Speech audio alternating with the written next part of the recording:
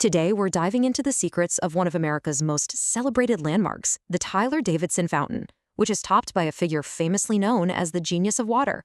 Anyone who knows Cincinnati knows this fountain. It's the absolute heart of the city. It was dedicated way back in 1871, and it's been a symbol of the Queen City forever. But here's the thing. It's so much more than just a pretty sculpture. So what are those secrets? I mean, what has this thing kept hidden for over 150 years? Well, let's find out, because tucked away in all that bronze and granite, you've got stories of war, of major social change, and even artistic rebellion. This fountain has some amazing stories to tell. Okay, so the first secret is all about its mission. You see, this gorgeous piece of art wasn't just put there to look good. No, it had a very real, very practical job to do from the moment it was built. Think about it. Back in the 1850s, if you were thirsty in downtown Cincinnati, where could you go for a drink of water? Your only real option was a saloon. So this fountain was actually built as a temperance fountain. It was this revolutionary idea to give people a free, clean, and honestly, a much more appealing alternative to hitting the bar. And they didn't just plop it down. It was brilliantly engineered for this mission. It had 4 different spouts for people to drink from, and get this, they even included lower basins for horses and dogs. Back in the day, it even had these cool chained bronze cups. But the best part, the absolute genius move, there was an underground chamber with 2,000 feet of pipe that kept the water ice-cooled all the time, like a giant built-in cooler. All right, that's one secret down. The next one? Well, it was literally forged in the fires of war. The story behind the metal itself, you are not going to believe this. We're talking about 24 tons of bronze. I mean, that is just a staggering amount of metal. So where on earth did they get it all? The story is absolutely wild. It starts back in 1864. Prussia beats Denmark in a war. So what do the Danes do? To help pay for the war, they sell off their old surplus bronze cannons as scrap metal. A foundry down in Munich scoops them up, and then, years later, those very same cannons, instruments of death and war, are melted down and completely reborn as this beautiful monument to life-giving water.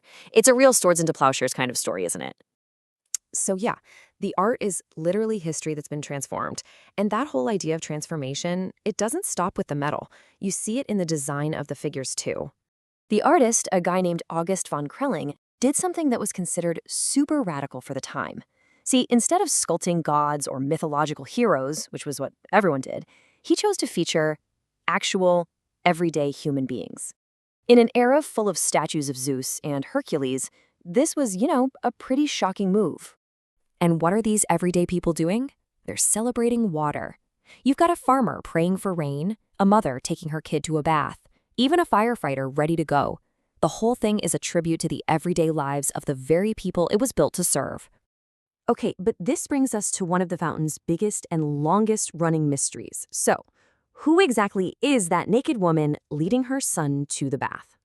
Well, there are 2 main theories. Theory number 1, let's call it the respectable theory, is that she's Thusnelda, the wife of an old Germanic hero. That would make sense, a little nod to Cincinnati's huge German heritage.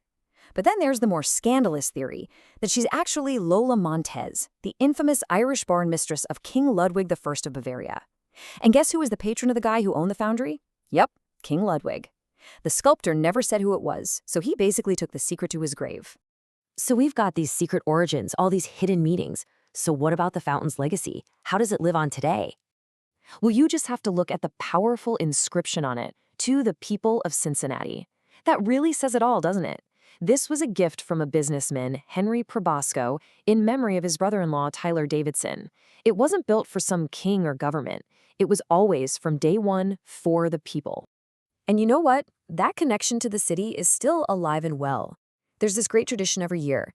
The fountain gets turned on the Saturday right before baseball's opening day. And then it just runs 24/7 all the way until the first hard freeze of winter. It's become a part of the city's natural rhythm. So when you put it all together, what do we got? The Tyler-Davidson Fountain. It's a temperance monument made from melted down war cannons. It's decorated with art that was totally radical for its time, featuring a figure whose identity is still a mystery. And it was a gift For everyone. It's not just a landmark, you guys. It's a living, breathing historical document, hiding right there in plain sight. And learning all this kind of makes you wonder, doesn't it? The next time you walk past some old statue or building in your own city, take a closer look. Think about the stories it might be holding on to. What secrets are hidden in your city's landmarks?